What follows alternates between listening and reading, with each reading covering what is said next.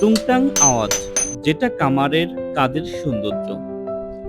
সমাজের মূল অবকাঠামোর অংশ এই কামার।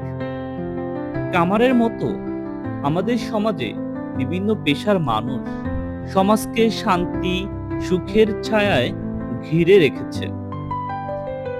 টুংটাং আওয়াজ, আগুন, কয়লা এছাড়া বিভিন্ন উপাদান এই কামারের কাজের অংশ। টকটকে লাল লোহাকে হাতুড়ি দিয়ে পিটিয়ে রূপ দেওয়া হচ্ছে ছুরি, চাপাতি, বটির মতো বিভিন্ন যন্ত্রের।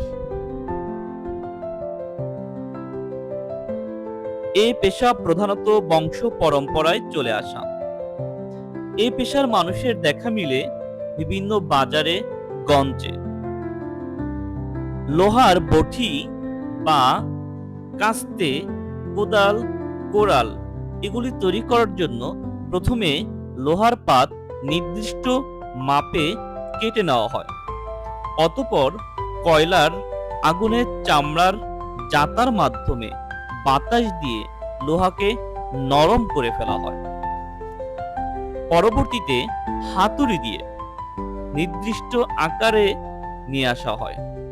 এদের ব্যস্ততা বেড়ে যায় বিভিন্ন মৌসুমে, যেমন ধান কাটার সময়, পাট কাটার সময়, ঈদুল আজহার সময়।